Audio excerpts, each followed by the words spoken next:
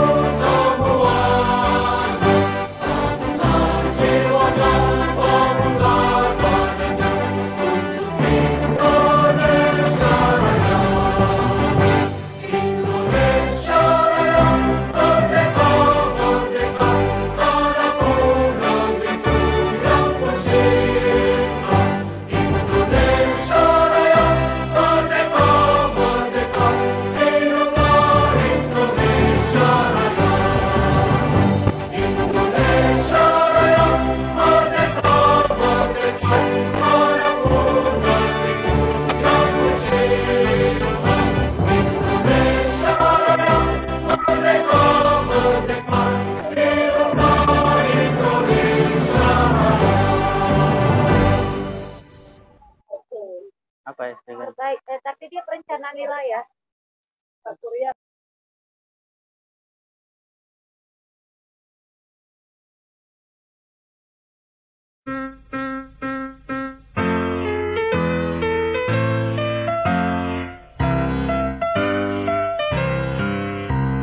Universitas Pembangunan Pancabudi, tempatku menimba ilmu untuk mencapai cita-cita bangsa adil, makmur dan merata.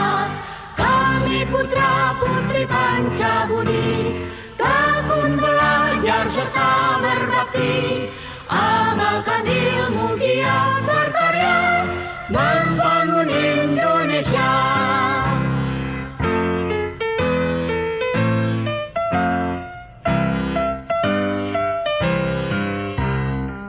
Universitas Pembangunan Pancabudi, tempatku menempa diri, menjadi putra harapan bangsa, cerdas, terampil dan bertakwa.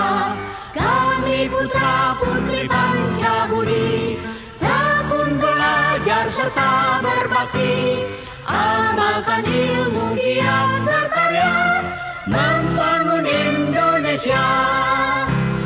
Amalkan ilmu giat berkarya membangun Indonesia.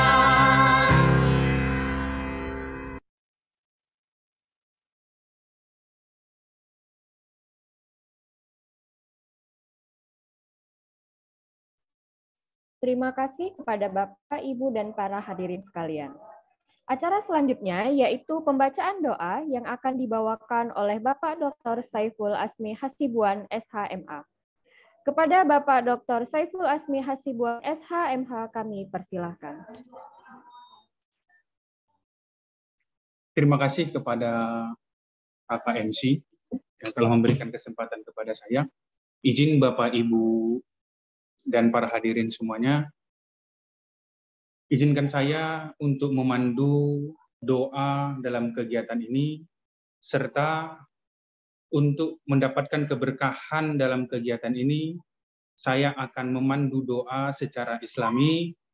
Bagi Bapak Ibu peserta yang beragama Islam cukup mengucapkan amin, dan bagi Bapak Ibu peserta yang beragama lain selain Islam, mohon menyesuaikan. A'udzubillahi minasyaitonirrajim. Bismillahirrahmanirrahim. Alhamdulillahirabbil alamin, hamdan na'imin, hamdan syakirin, hamdan yu'afi ni'amahu wa yukafi majidah. Ya Rabbana lakal hamdu kama yanbaghi li jalali wajhikal karim wa azimi sultanik. Allahumma sholli ala sayyidina Muhammad wa ala ali sayyidina Muhammad. Allahumma inna nas'aluka salamatan fid din wa afiyatan fil jasad wa ziyadatan fil ilmi wa barakatan fil rizki wa taubatan qabalal maut wa rahmatan indal maut wa maghfiratan ba'dal maut. Ya Allah, ya Rahman, ya Rahim. Kami pada siang hari ini akan melakukan diskusi ilmiah, ya Allah. Jadikanlah diskusi ilmiah kami ini kegiatan yang barokah.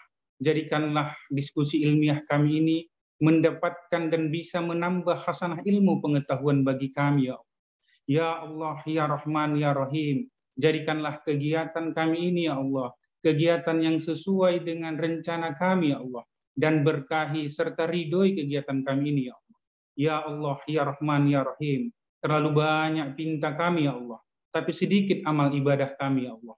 Ampuni kami, ya Allah. Ampuni kami, ya Allah. Subhana rabbika rabbil izzati amma yasifun, wassalamun alal mursalin, walhamdulillahi rabbil alamin. Terima kasih Kak MC, saya kembalikan. Terima kasih kepada Bapak Dr. Saiful Asmi Hasibuan, SHMH. Semoga acara kita pada hari ini diberikan keberkahan dan berjalan dengan lancar. Hadirin yang kami hormati, acara yang selanjutnya yaitu kata sambutan dari Ibu Dr. Oktarini Kamila Siregar, SE, MSI, selaku Kaprodi Akuntansi Universitas Pembangunan Pancabudi. Kepada Ibu Dr. Oktarini Kamila Siregar, SE, MSI, kami persilahkan dengan segala hormat.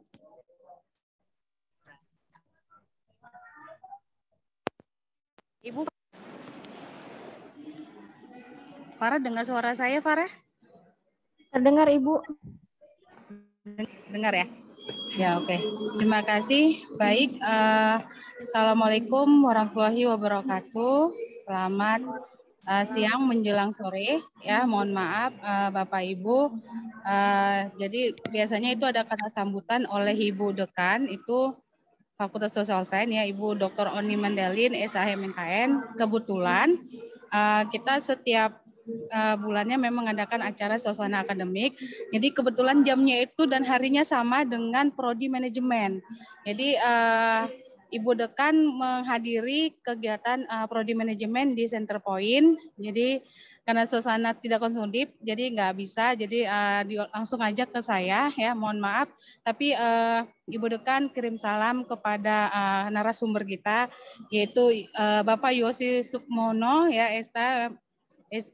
Terima kasih Pak Yosi ya. Mohon maaf Bu Dekan nggak bisa hadir di acara kita nih. Baiklah, saya mulai aja ya. Puji syukur kita panjatkan kehadiran Allah yang Maha Esa, di mana pada hari ini kita diberikan kesehatan ya, sehingga kita bisa menghadiri acara seminar prodi akuntansi, yaitu diskusi ilmiah melalui acara virtual. Baik, yang saya hormati Dekan Fakultas Social Science, Ibu Dr. Oni Mandelin SHMKN. Yang saya hormati moderator kita, yaitu Bapak Dr. Kandidat ya Dito Aditya Dharma Nasution SMSI. Semoga cepat ya Pak dapat dokternya. Kemudian yang saya hormati narasumber kita dari Staris Bapeda Sumatera Utara, yaitu Bapak Yosi Sukmo ST. Terima kasih Pak sudah meluangkan waktunya memberikan ilmunya di acara kami ini. Kemudian yang saya hormati di sini pembaca doa kita sangat spesial banget, yaitu Bapak Dr. Saiful Asmi Hasibuan SA MH. Beliau adalah Kaprodi Ilmu Hukum. Terima kasih Pak. Semoga doanya dijabah oleh Allah. Amin ya Rabbal Alamin. Baik, hari ini kita akan mengadakan diskusi ilmiah dengan tema refocusing anggaran daerah dalam menjawab tantangan era adaptasi kebiasaan baru di Provinsi Sumatera Utara. Oh ya, saya lupa. Yang saya sayangi kepada para mahasiswa kita yaitu prodi akuntansi ya. Selamat mendengar anak-anak semua ya. Benar-benar dicermati ya, betul-betul ditonton supaya ilmunya dapat ya. Kemudian yang saya hormati juga Bapak Ibu dosen Fakultas Social Science. Baiklah, daripada menghabiskan waktu, tidak sabar kita mendengarkan paparan dari Pak Yosi Sukmono ya. Semoga doa yang dijabarkan oleh Pak Saiful tadi ya benar-benar misalnya di sini pemerintah khususnya di Sumatera Utara dapat mengoptimalkan anggarannya untuk mewujudkan masyarakat yang sejahtera di Sumatera Utara. Baik, itu saja kata sambutan saya. Mohon maaf Bapak Ibu, saya tidak berada di tempat, mohon maaf. Izin ya Pak Yosi, kalau saya nanti di penghabisan acara tidak tidak sempat untuk menyapa untuk terakhir kali ini ya, di penghujung acara. Tapi saya ucapkan lagi terima kasih Pak atas kehadirannya. Baik, Assalamualaikum warahmatullahi wabarakatuh. Saya kembalikan ke MC yaitu Farah. Terima kasih kepada Ibu Dr. Oktarini Kamila Siregar SMSI atas sambutannya. Bapak, Ibu, dan para hadirin sekalian, selanjutnya kita memasuki acara inti dan yang pastinya kita tunggu-tunggu, yaitu penyampaian materi oleh narasumber kita yang sangat luar biasa. Sesi penyampaian materi ini akan dipandu oleh moderator yang tidak kalah luar biasa, yaitu Bapak Dito Aditya Dharma Nasution SEMSI. Beliau merupakan dosen pada program studi akuntansi Universitas Pembangunan Pancabudi. Beliau lahir di Kota Medan pada tanggal 5 September 1992, merupakan lulusan S1 Akuntansi Universitas Muhammadiyah Sumatera Utara pada tahun 2014, dan lulusan Magister Akuntansi Universitas Sumatera Utara pada tahun 2016.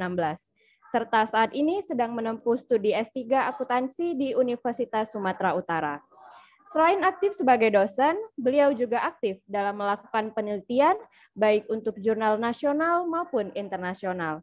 Langsung saja kepada Bapak Dito Aditya Dharma Nasution, SE MSI, saya persilahkan. Ya, oke, baik. Terima kasih Mbak Farah atas waktu dan kesempatannya yang diberikan. Assalamualaikum warahmatullahi wabarakatuh. Salam sejahtera untuk kita semuanya. Om Swastiastu, Namo Buddhaya, salam kebajikan. Yang saya hormati tadi Ibu Ketua Program Studi yang mewakili Ibu Dekan Fakultas Social Science, ya. Tadi Ibu Tarini Kamila Siregar, Dr. Tarini Kamila Siregar, SE MSI, ya. Seperti yang tadi disampaikan juga narasumber kita juga pada yang terhormat Pak Yosi Sukmono. Selamat siang Pak. Assalamualaikum.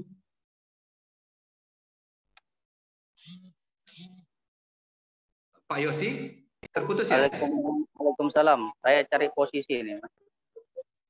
Iya, baik Pak Yosi. Kebetulan lagi di lapangan.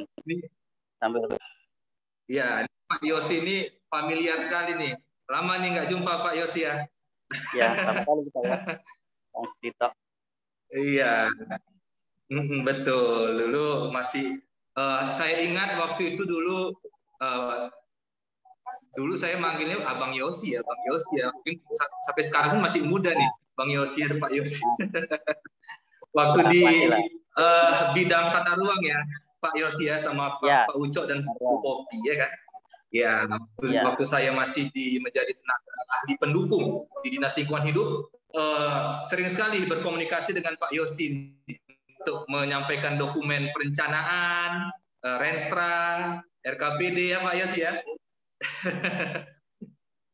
Tahun berapa ya Pak Yosi? 2015 atau 2014 ya? Saya lupa.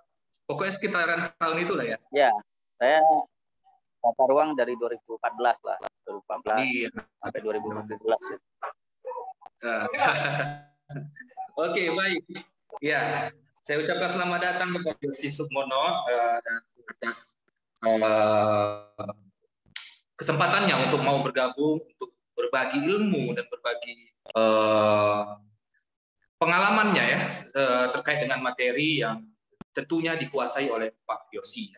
Oke, baik, untuk menyambung benang merah ya yang disampaikan oleh Ibu Ketua Program Studi tadi, ya, dapatlah saya sampaikan bahwa diskusi ilmiah ini memang merupakan kegiatan ruang ilmiah yang bertujuan agar ya sivitas akademika memiliki pengetahuan dan keterampilan dalam integrasi ilmu pengetahuan dengan teknologi dan isu-isu terkini.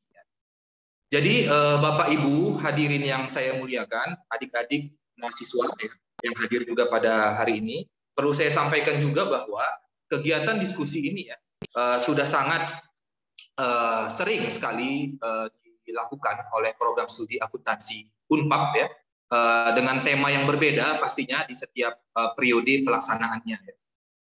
Tepatnya pada hari ini sudah 11 kali ya, 11 kali pelaksanaan diskusi ilmiah. Jadi Pak Yosi, untuk diskusi ilmiah ini memang Universitas Pembangunan Pancabudi sangat konsen sekali nih untuk melaksanakannya ya. Supaya apa? Supaya untuk mewujudkan ya, ataupun sebagai bentuk komitmen dari Universitas Pembangunan Pancabudi, terkhusus program studi akuntansi dalam updating pengetahuan dan keterampilan dan teknologi serta isu-isu terkini ya, sesuai arahan tentunya Kementerian Pendidikan, Kebudayaan, Riset dan Teknologi Republik Indonesia.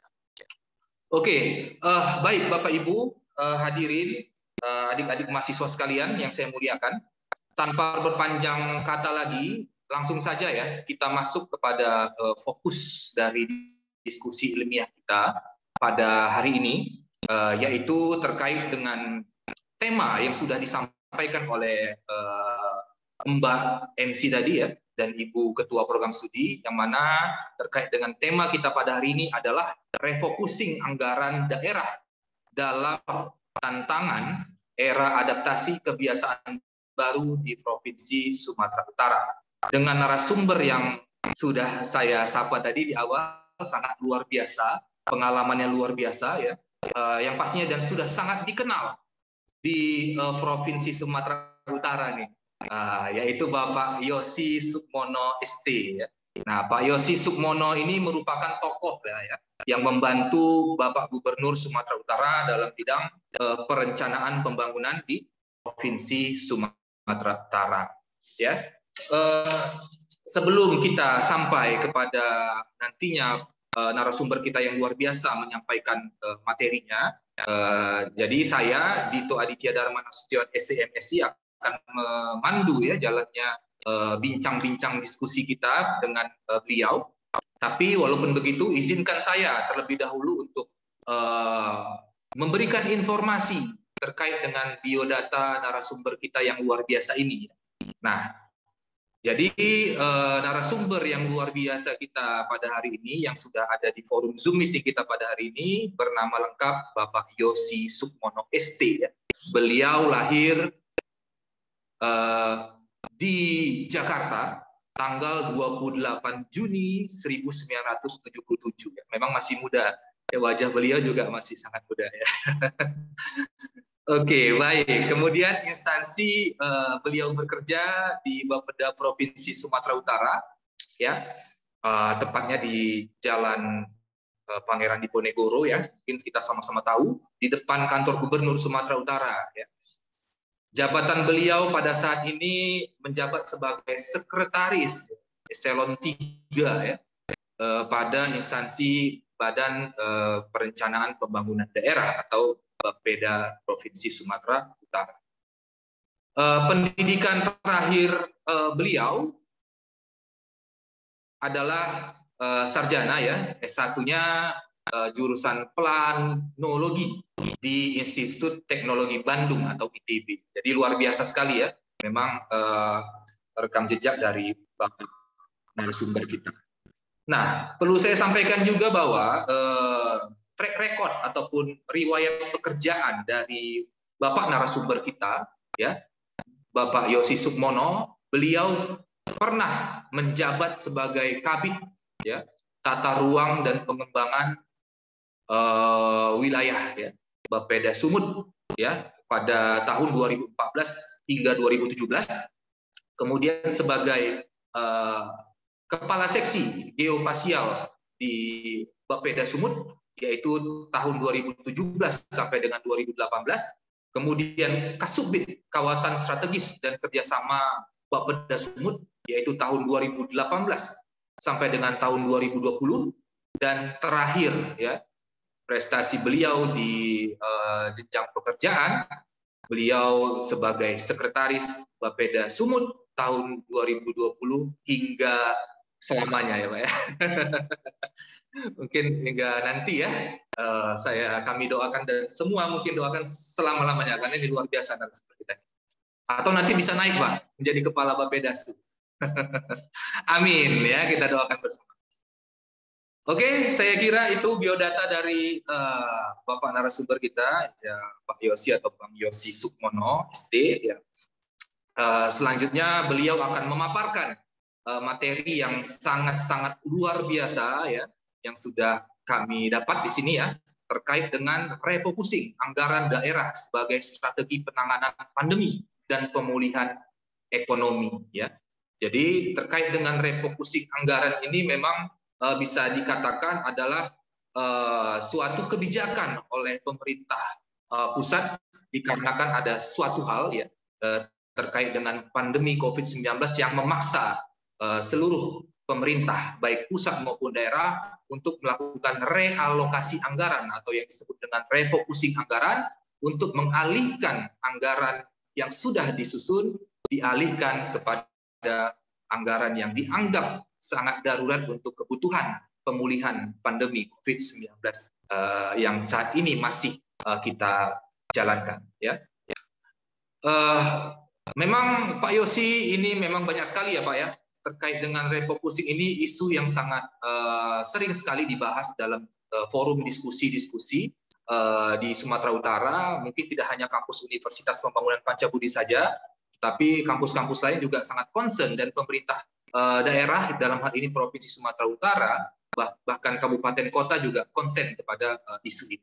Ya, kalau dulu di tahun 2015, kalau saya tidak salah, kita pernah mendengar yang namanya rasionalisasi, efisiensi, dan sekarang kita mendengar ataupun mendapat istilah baru, yaitu refocusing. Nah, ini menarik sekali nih untuk kita dengarkan bersama untuk nantinya mendapatkan informasi-informasi yang sangat penting oleh yang ahlinya, yang pakarnya dalam bidang ini, yaitu Bapak Yosi Sukmono. Oke, kepada Pak Yosi Sukmono, standby Pak. Saya rasa sudah siap ya Pak untuk melakukan paparan supaya adik-adik kita nanti dan rekan-rekan dosen dan praktisi ataupun Bapak Ibu yang hadir dalam diskusi ilmiah ini dapat memberikan kontribusi, pertanyaan ataupun diskusi nanti selepas Pak Yosi memaparkan materi ataupun nanti memberikan slide paparan kepada kita semua. Oke, kepada Pak Yosi saya persilahkan dengan segala hormat Pak. Waktu dan layar saya persilahkan. Baik, terima kasih Mas Tito. Apa kabar? Sehat-sehat semua. Assalamualaikum warahmatullahi wabarakatuh. Yang kami hormati Ibu Ompor itu Tito dan seluruh jajaran Sivitas Akademika Universitas Pancabudi. Suara terdengar baik ya, Mas Tito? Sangat baik, Pak. Sangat baik. Suara sangat baik. Jadi waktu menerima undangan ini dalam hati tentu bertanya juga ya, akuntansi mau cerita apa ya, refocusing anggaran. Kalau di dalam pemerintahan daerah proses fokus ini ya, kalau ilmunya mungkin akuntansi, tapi kita mungkin juga tahu banyak sekali kemudian variabel-variabel lain yang bukan hanya sekedar ilmu keakuntansian, tapi juga ilmu kebijakan publik yang juga menjadi bagian mempengaruhi proses-proses itu. Yang kami sayangi adik-adik mahasiswa, mahasiswi, khususnya hadir pada hari ini dari prodi akuntansi. Bapak Ibu sekalian yang kami hormati, hari ini kami akan menyampaikan, mungkin kita akan lebih banyak diskusi juga ya. Saya mohon maaf juga kalau mungkin akan menyampaikan secara cepat ya apa yang sudah kita lakukan terkait dengan refocusing dan lain-lain. Mungkin nanti ruang diskusinya bisa lebih luas. Jadi makna refocusing ini tentu tidak muncul secara tiba-tiba. Intinya sama seperti yang tadi Pak Tito sampaikan, bagaimana melakukan efisiensi dan efektivitas sebetulnya terhadap anggaran yang telah dialokasikan. Bentuknya macam-macam, bisa pengurangan, bisa pengalihan, bisa peniadaan, dan juga bisa penambahan kita tertentu, kemudian menjadi prioritas. Saya bisa dibantu slide ya, dari panitia. Ya, tolong panitia dibantu. Ya, saya rasa sudah. Oke, Pak. Terima kasih. Next saja. Jadi makna ataupun refocusing ini muncul tentu tidak tiba-tiba ya. Kalau tadi artinya ada situasi yang kemudian memaksa pemerintah melakukan hal yang terkait dengan perubahan-perubahan di dalam pengalokasian anggaran pembangunan. Next saja, Mbak. Salah satu yang kemudian menyebabkan perubahan-perubahan itu adalah kondisi perekonomian terjadi di suatu daerah. Kita bicara tentang Sumatera Utara, tahun 2020 kita mengalami situasi pandemi, sampai sekarang juga belum berakhir. Artinya itu adalah situasi-situasi yang kemudian menyebabkan terjadinya beberapa perubahan-perubahan kebijakan, khususnya di pemerintahan daerah, lebih khusus lagi dalam penganggaran. Jadi kalau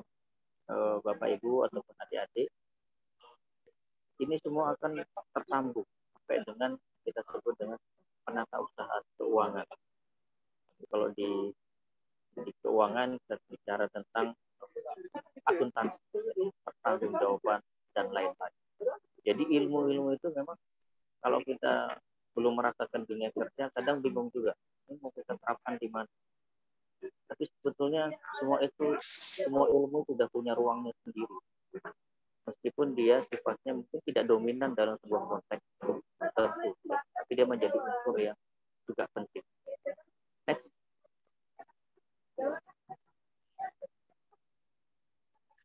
Pandemi COVID-19 yang kita rasakan sejak 2020 yang lalu, itu ternyata telah memberikan efek yang merambat pada hampir seluruh aspek kehidupan kita, sosial, ekonomi, dan juga keuangan. Yang jelas kalau kita lihat di sisi kesehatan ada krisis. Pandemi ini ternyata mengajarkan bahwa kalau orang tidak sehat, kita ternyata tidak bisa beraktivitas dengan baik. Jadi sakit ataupun penyakit-penyakit yang selama ini kita rasakan atau kita alami, ternyata itu didesain ulang oleh adanya virus corona. Jadi kalau kita cermati begitu gagapnya bukan hanya Indonesia, tapi juga negara-negara di dunia terkait penanganan pandemi. Maka kemudian itu menciptakan kesehatan yang belakangan salah satu solusi yang diambil adalah cepat melakukan proses vaksinasi, penyediaan obat, pemenuhan fasilitas sarana kesehatan. Selama ini mungkin tidak menjadi atensi khusus di dalam layanan kesehatan. Kemudian dari sisi sosial, begitu banyaknya aktivitas ekonomi yang terhenti karena orang kemudian tidak bebas bergerak, kemudian dibatasi bertemu, melakukan transaksi ekonomi pendapatan masyarakat, tapi juga di sosial, tenaga kerja yang tidak terserap, tenaga kerja yang dirumahkan dan lain-lain. Yang kemudian pada akhirnya juga menyebabkan gejolak sektor keuangan. Kalau adik-adik mungkin juga bisa mencermati betapa negara kemudian membiayai masyarakatnya dengan memberikan bulanan sekian juta ya untuk pelaku UMKM, tenaga kerja dengan kartu prakerja dan lain-lain, kemudian dibiayai oleh negara. Itu juga adalah bagian dari konsep menjaga keseimbangan supaya ekonomi dan keuangan masyarakat itu tetap tidak runtuh. Mungkin berhenti, tapi tidak drop, tidak jatuh. Next.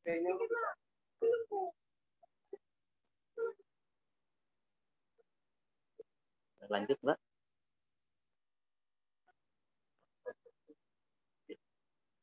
Dan ini beberapa dampaknya yang kita lihat ya, ada logistik, kemudian diskusi sosial, kita harus juga membiasakan diri untuk mengurangi bertemu orang, kata berjabat tangan pun dihindari, kemudian juga munculnya potensi tindakan-tindakan. Berapa jumlah anggaran dia? Dan sektor pariwisata yang juga terdampak luar biasa, pengangguran juga meningkat, dan kemiskinan juga meningkat. Seluruh indikator-indikator sosial ekonomi kita itu terganggu seperti pandemi.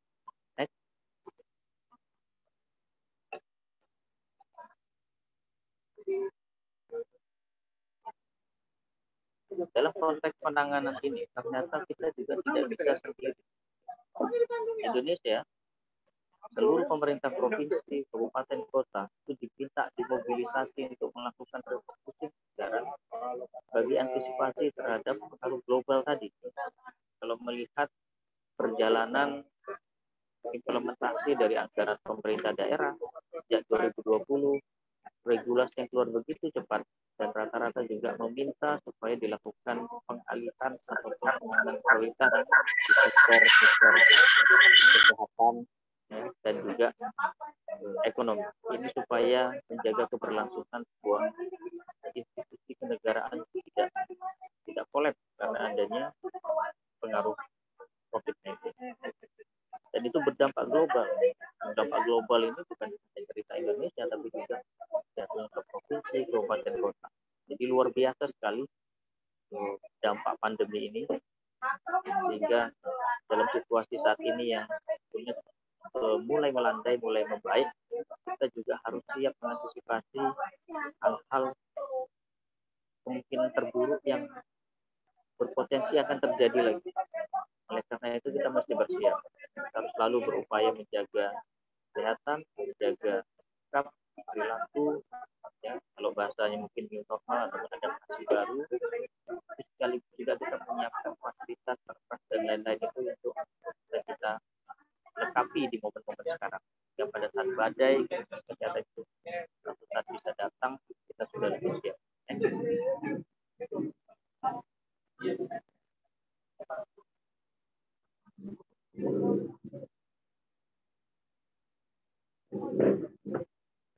Nah, Bapak Ibu sekalian, ini adalah gambaran makroekonomi kenapa kemudian refocusing anggaran itu dilakukan.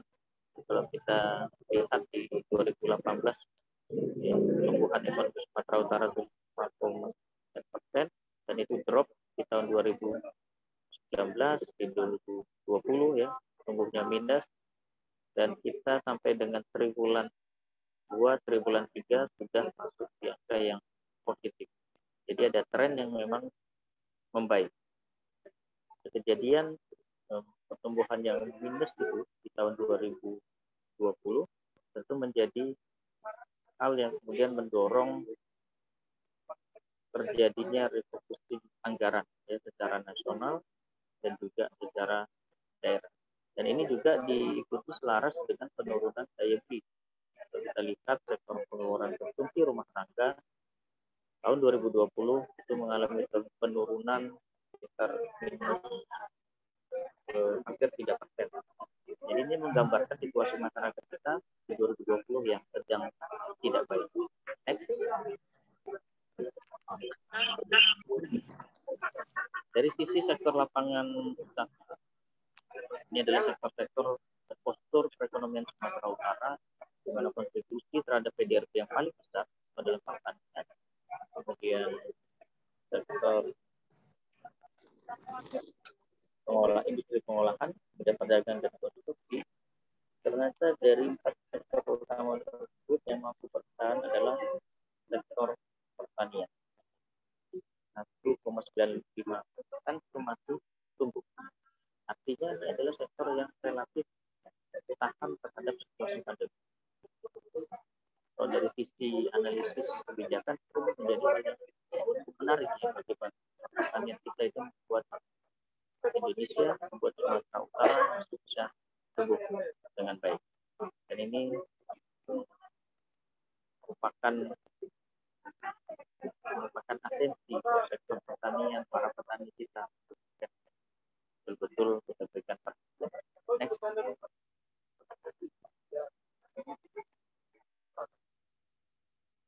Next saja. Sampai dengan triwulan 2, Sumatera Utara tumbuh 4,95%, di triwulan 3 tumbuh tapi turun sedikit 3,9%. Kalau kita lihat sektor yang tumbuh paling besar adalah jasa keuangan dan asuransi, kemudian perdagangan dan administrasi pemerintah.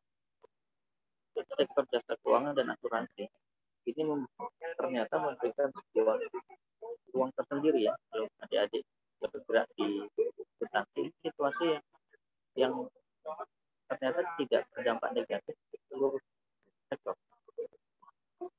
Industri jasa keuangan dan asuransi itu ternyata memberi kontribusi yang signifikan sebagai bagian dari postur ekonomi Sumatera Utara yang tumbuh cukup signifikan. Next. Di triwulan 2 kembali rebound ya, triwulan 3 kita berharap sampai akhir tahun pertumbuhan ekonomi Sumatera Utara tetap positif, artinya selaras nanti dengan program vaksinasi yang ditargetkan untuk dituntaskan di awal 2022, ini semua akan kembali pulih dan kembali bagus. Inflasi juga demikian, kalau kita cermati di Januari 2021 0,26 dan ini per bulan ini itu inflasi tersebut berada di angka sekitar 2,2%. Garuda.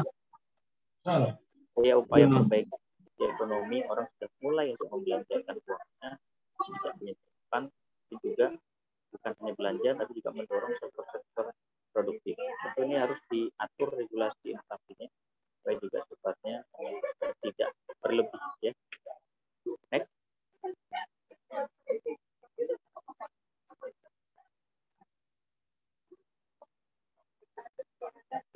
Kemudian kenaikan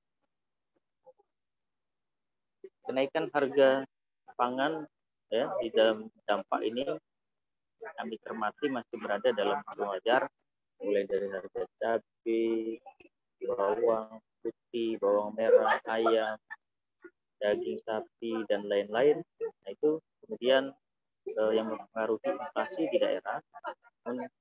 Di tahun 2021 ini sudah mulai ada hal yang membaik dan memberikan tren positif. Next.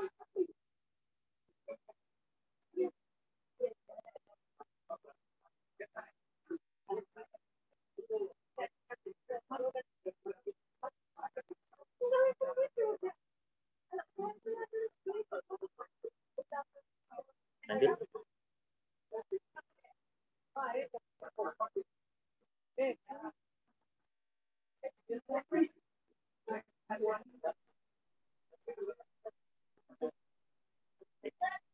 Nah, ini adalah angka kemiskinan. Jadi dalam periode September 2020 sampai dengan Maret 2021, angka kemiskinan kita menunjukkan tren naik, tapi di Maret 2021 sudah mulai menurun. Namun demikian 9% ini juga masih mencerminkan tantangan untuk bisa kita tuntaskan. Kalau kita bisa cermati datanya lebih detail, maka kantong-kantong kemiskinan kita ini bukan hanya bicara di Kepulauan Nias yang merupakan daerah tinggal misalnya, tapi juga masyarakat perkotaan. Jadi kota-kota kita, Medan, Bekasi, Sibolga, Pematang Siantar, itu ternyata juga menyimpan persentase penduduk miskin yang cukup tinggi. Artinya ini adalah tantangan bagi pemerintah daerah untuk bisa menyiapkan pekerjaan untuk menangani persoalan-persoalan kemiskinan dan nanti juga aturan. Kemiskinan perkotaan ini juga problem. Ini harus diambil sebuah regulasi atau kebijakan tertentu dalam penanganan miskin.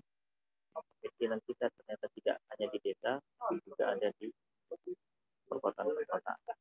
Yang kemudian polisasi perhitungan pembangunan permukiman kumuh perkotaan, ya, jadi bantaran rel, sungai,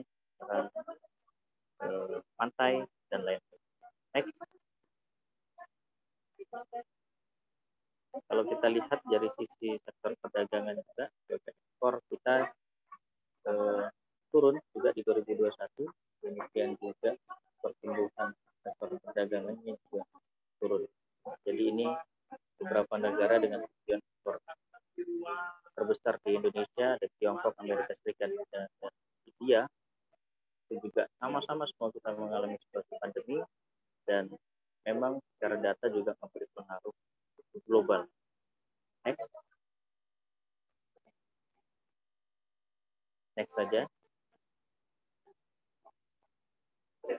Next saja.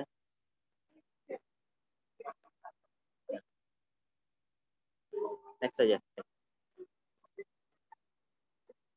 Salah satu sektor yang juga terdampak luar biasa negatif adalah sektor pariwisata. Pertumbuhan jumlah wisatawan mancanegara itu luar biasa drop ya. Kalau kita lihat ini hanya 100 sepanjang Januari April itu orang. Demikian juga wisatawan domestik. Jadi secara umum jumlah wisatawan itu ini juga berdampak terhadap kualitas dari destinasi pariwisata kita. Ini PR besar tentunya ya, karena pariwisata dan juga pertanian menjadi salah satu sektor yang kita optimal. Next.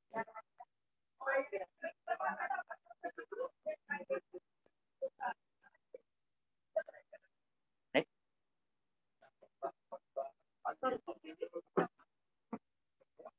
Nah, kita kita berharap nanti di 2021 itu akan rebound kondisi perekonomian Sumatera Utara. Next, langsung saja nanti kita masuk ke bab yang refocusing. Next saja. Mungkin slide lebih ke depan.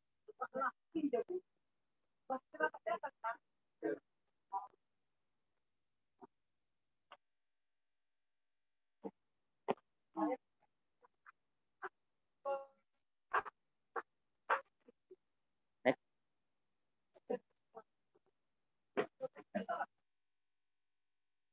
Terus next saja. Terus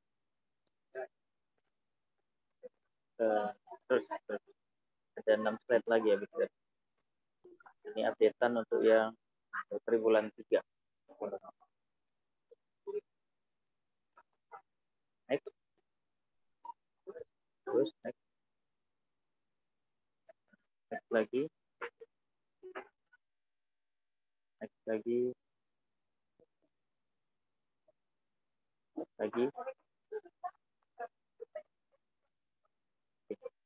Next ya. Jadi salah satu kebijakan dalam penanganan COVID-19 itulah yang kemudian kita lakukan refocusing anggaran.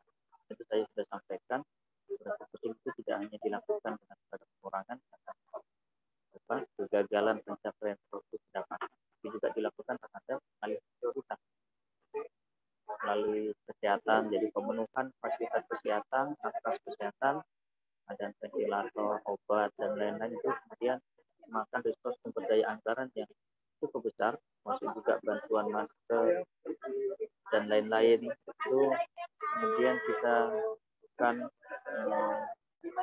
realokasi sehingga beberapa kegiatan yang ada di sektor-sektor lain akhirnya juga mendukung yang menjadi penanganan prioritas kita. Kalau kita cermati, alhamdulillah sekarang mungkin kondisi COVID di Sumatera Utara sudah mulai membaik. Kalau kita mundur 3-4 bulan lalu, bulan Juli, adalah kondisi puncak di mana kapasitas kesehatan kita berada dalam kondisi yang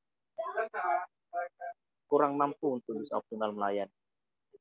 Mudah-mudahan saat ini ketersediaan ventilator dan rumah sakit dan tenaga medis yang qualified yang tersedia itu bisa kita optimalkan ke depan. Sehingga kita sudah jauh lebih siap menghadapi pandemi.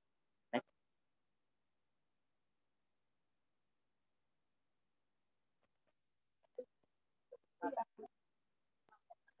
Lanjut. Ya, lanjut saja. Apa yang dilakukan dalam percepatan penanggulangan COVID di Sumatera Utara? Dan kita mengharapkan juga ada tingkat kepatuhan dan disiplin masyarakat. Jadi sosialisasi itu secara kontinu dilakukan. Kemudian ketersediaan vaksin, lalu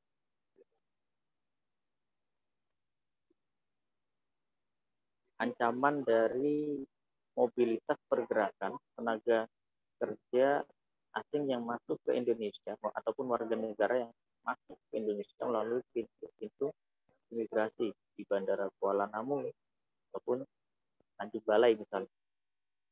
Lalu kemudian ketersediaan oksigen untuk perawatan pasien COVID dan juga mengantisipasi beberapa varian COVID seperti Delta yang jauh lebih menular dan berbahaya. Jadi ini semua beberapa variabel-variabel yang akhirnya mempengaruhi kebijakan penjagaan penganggaran. Dan refocusing itu kemudian juga harus dilakukan. Next.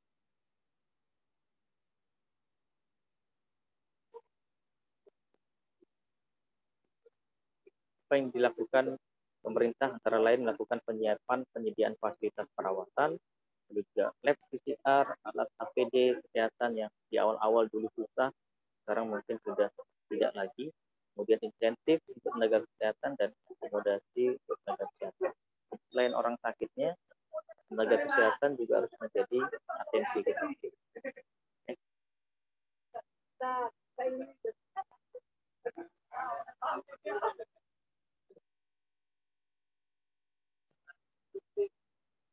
Next, lanjut.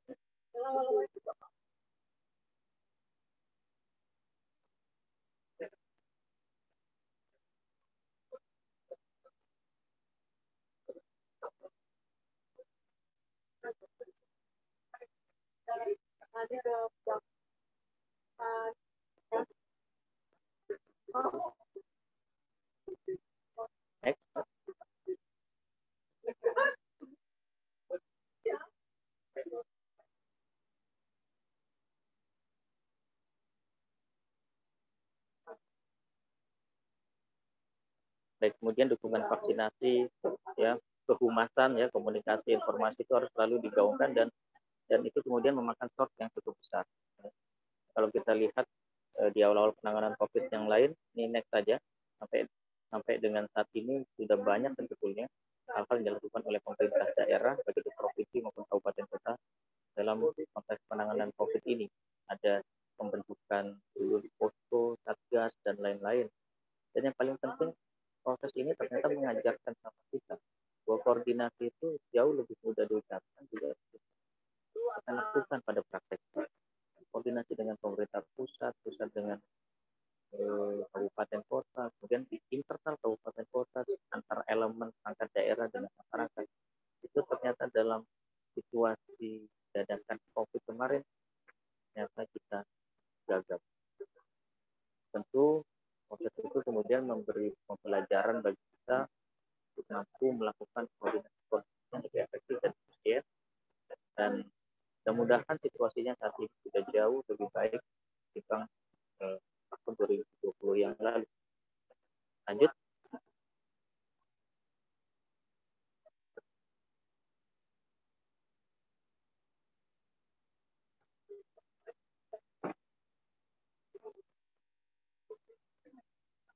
Ya, selanjutnya adalah kebijakan dan bagaimana upaya pemerintah melakukan pemulihan ekonomi.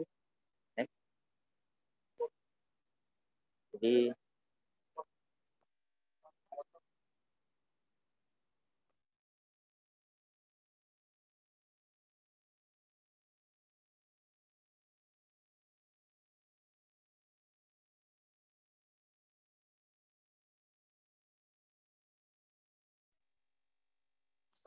mohon izin, mungkin panitia Pak Yosinya kok hilang ya?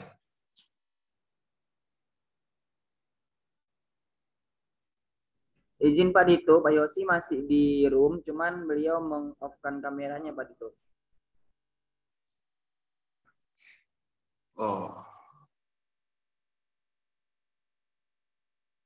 Ya, kita tunggu ya sebentar lagi ya. Mungkin Pak Yosi ada kendala teknis di tempatnya ya. Nanti untuk rekan-rekan mahasiswa dan Bapak Ibu sekalian, Bapak Ibu dosen yang saya muliakan, kalau ingin bertanya nanti bisa secara langsung ya, ataupun memberikan icon raise hand untuk memberikan tanggapan ataupun pertanyaan diskusi kepada Bapak Bapak narasumber kita ya, dan juga bisa melalui kolom chat ya. Saya sampaikan untuk memberikan pertanyaan ataupun diskusi secara langsung boleh melalui raise hand, untuk nantinya saya persilahkan untuk memberikan pertanyaan ataupun diskusi. Kemudian bisa juga melalui kolom chat ya. Jadi nanti dimohonkan peserta diskusi ilmiah pada hari ini Bapak Ibu dosen maupun adik-adik mahasiswa dapat berperan aktif ya, karena jarang-jarang sekali kita mendatangkan narasumber yang sangat luar biasa sekali dalam bidang perencanaan dan pengelolaan keuangan daerah ya, dalam hal ini Sekretaris Bapedanya langsung. Jadi saya mohon berperan aktif, memberikan komentar, pertanyaan, boleh melalui kolom chat atau bahkan melalui raise hand ataupun fitur raise hand, untuk nantinya saya persilahkan untuk memberikan diskusi ataupun pertanyaan secara langsung. Mungkin itu ya. Pak Yosinya sudah join?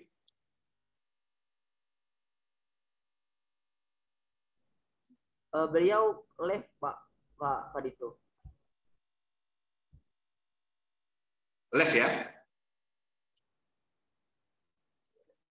Oke, baik. Mungkin kita tunggu saja sembari menunggu ya. Mungkin nanti sekali lagi saya ingatkan nanti mulai dari sekarang dipikirkan apa yang ingin didiskusikan bersama oleh Bapak narasumber ya, Bapak Yosi Sukmono ST, untuk memberikan sebuah pertanyaan ataupun diskusi-diskusi terkait dengan fokus materi kita pada hari ini yang ada di diskusi ilmiah, yaitu terkait dengan refocusing anggaran ya.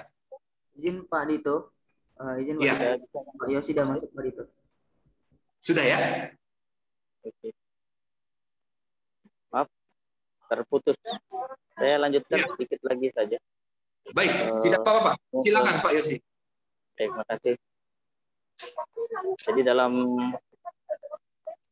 visi pembangunan Sumatera Utara dari 2016-2023, Sumatera Utara yang maju, aman dan bermartabat itu betul-betul menerima tantangan dan cobaan yang luar biasa dengan konteks pandemi ini.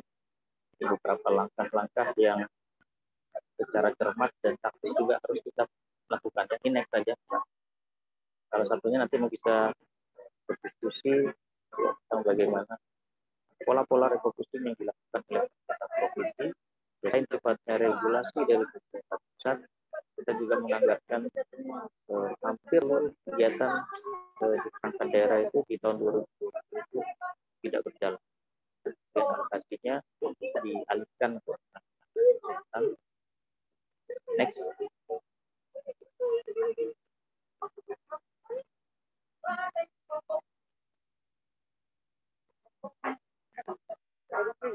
Next.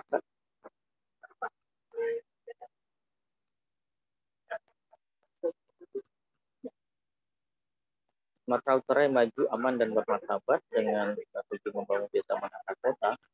Ini kemudian dijabarkan dengan 8 prioritas pembangunan terkait dengan peningkatan kesempatan kerja, lalu akses layanan pendidikan, infrastruktur yang baik dan berwawasan lingkungan, layanan kesehatan yang berkualitas, daya saing sektor agraris, kemudian daya saing sektor pariwisata, peningkatan layanan sosial kemasyarakatan dan olahraga. Jadi juga harus paham 2 tahun lagi, 3 tahun ke depan kita akan menjadi tuan rumah akan olahraga nasional. Kita juga bersiap-siap dan prioritasnya ke-8 tentang reformasi birokrasi. Kemampuan mengalokasikan atau menjaga keseimbangan anggaran antara berbagai prioritas ini itu menjadi tantangan tersendiri ya, di tengah situasi pandemi yang kita hadapi saat ini. Next.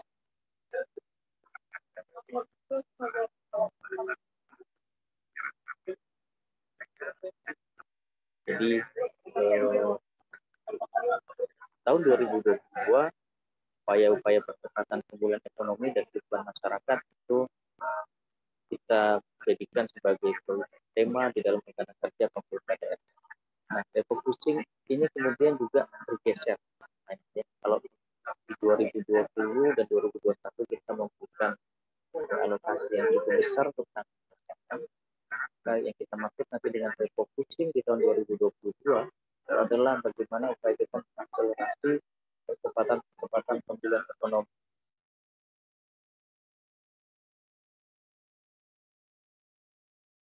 Juga lokasi anggaran nggak kondusif untuk hal yang berjalan langsung masyarakat, jadi kecil menengah, usaha dan lain-lain itu kemudian menjadi masuk itu yang support konektivitas kemudian menjadi prioritas yang harus kita siapkan di tahun 2020.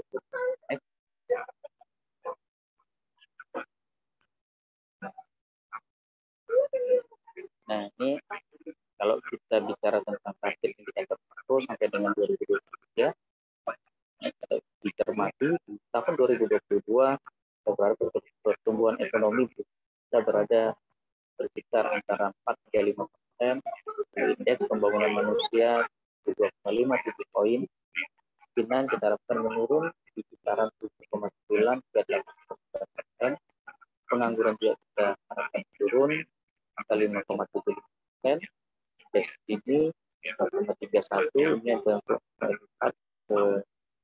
melihat pemerataan pembangunan yang ada di wilayah Sumatera Utara, dan inflasi yang jaga levelnya di kisaran 2,2%.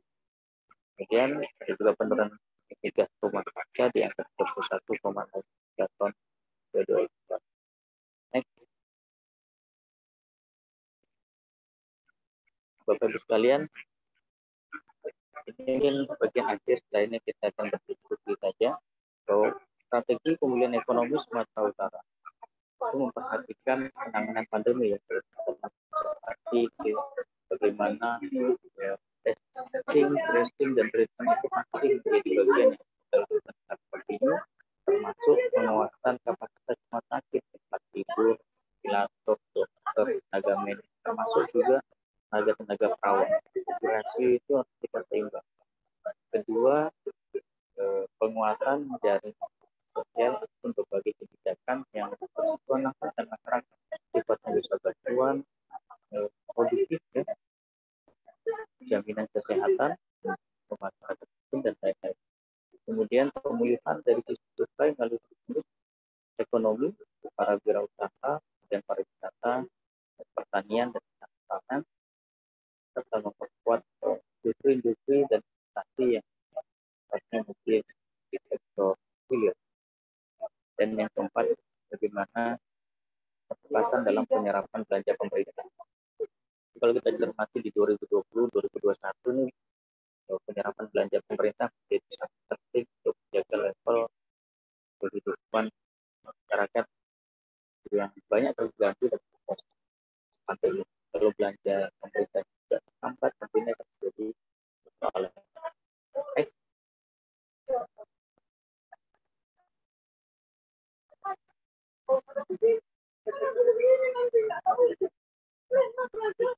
Baik, mungkin sementara cukup itu dulu Mas Dita.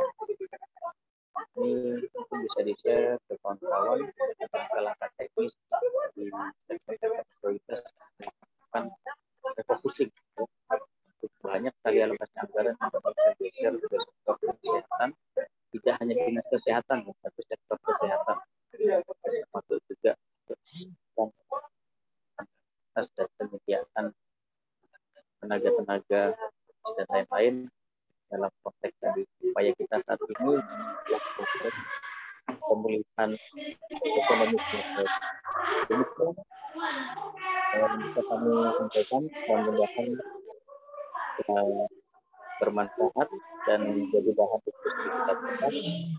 Maaf bila ada kekurangan, kami akhiri. Assalamualaikum warahmatullahi wabarakatuh. Kami kembalikan ke moderator. Oke, baik, terima kasih narasumber kita, Bapak.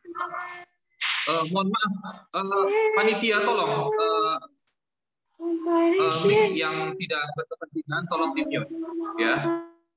Panitia, tolong ya, operator Zoom meeting ya, tolong sigap apabila ada suara yang tidak berkepentingan di luar fokus diskusi ilmiah kita, mohon di mute ya, tolong sigap ya, tim dari Zoom meeting ya. Oke, baik.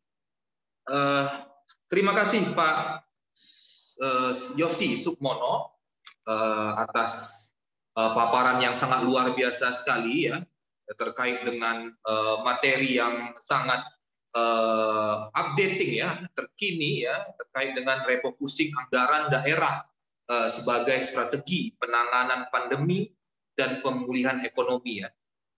Nah, untuk selanjutnya mungkin, nah ini peserta mungkin sudah tidak sabar nih ya, peserta diskusi ilmiah kita, Bapak Ibu dosen dan adik-adik mahasiswa yang saya muliakan sudah tidak sabar untuk memberikan pertanyaan ataupun ingin mendiskusikan apapun yang menjadi ganjalan di hati ya, terkait dengan materi yang sudah dipaparkan oleh Bapak Yosi tadi.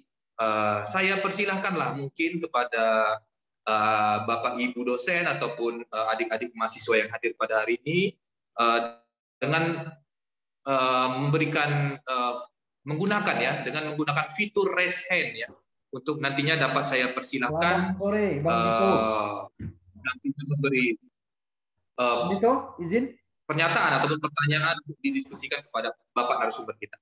Ya. Boleh bertanya?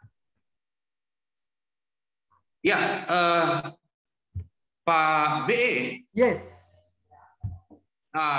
Oke, baik. Nah, ini Pak BE ini merupakan dosen yang luar biasa juga di Universitas Pembangunan Pancabudi nih Pak Yosi.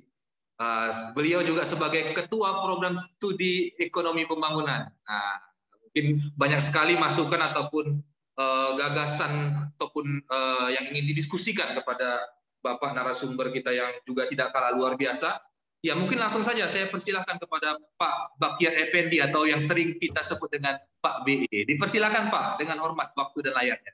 Ya, terima kasih Bang Dito, moderator yang sangat luar biasa juga pada sore hari ini.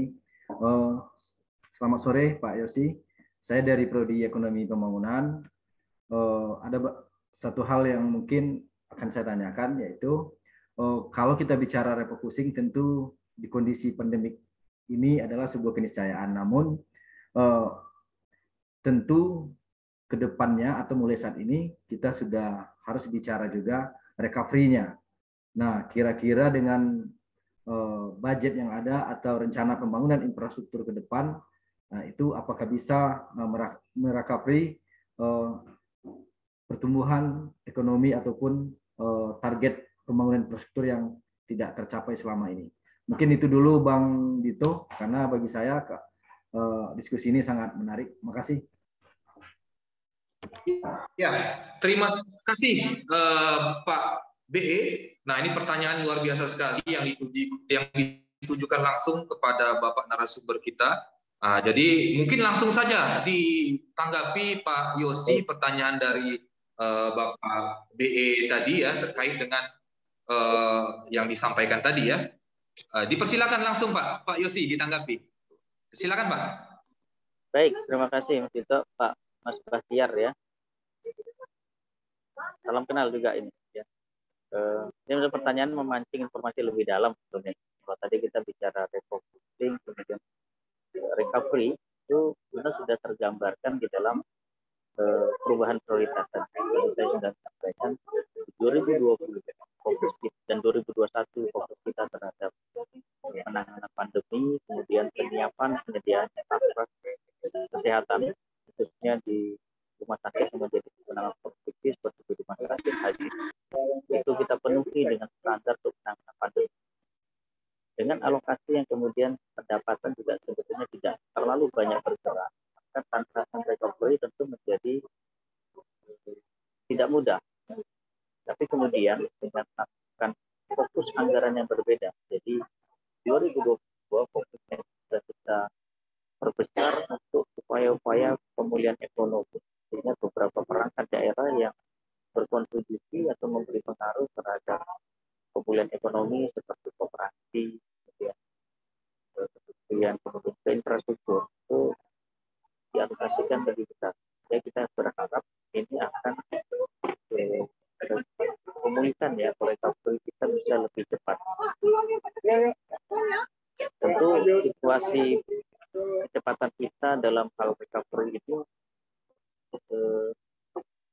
harus kita ukur secara secara bijaksana gitu ya. Tidak juga terburu-buru tapi juga terukur. Ya, bicaranya tentang prioritas tadi. Apa yang menjadi lokomotif recovery kita? Pertama adalah percepatan vaksinasi.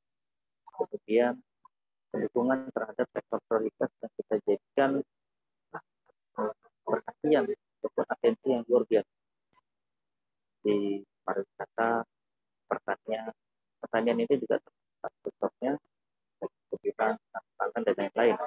Kita juga menyiapkan aktivitas infrastruktur itu untuk mengakselerasi pergerakan masyarakat dengan kualitas jalan lebih baik. Bapak Ibu mungkin juga merasakan sendiri di situasi pandemi 2020 praktis jalan atau memperbaiki jalan yang tidak dilakukan oleh hampir semua pemerintah daerah. Bahkan nasional juga menunda beberapa proyek-proyek itu besar ya. Masih juga penyesuaian target terhadap penyesuaian atau material. Dengan situasi kesehatan yang masih seperti itu, yang saat ini kondisinya sudah membaik, itu kita berharap ada kecepatan terhadap recovery tadi itu Pak Bahtiar. Ini memang tantangannya masih harus dibuktikan bagaimana lokasi yang kita siapkan nanti di tahun 2022 memang bisa menjawab tantangan atau kebutuhan kita terhadap pemulihan ekonomi. Tapi ini tetap harus kita gelorakan, harus kita gaungkan bahwa spirit kita sehat, kemudian kita kembali kerja produktif. jika seluruh sektor kemudian bisa pulih bahkan meningkat. Demikian Mas Tito, Mas Batiar.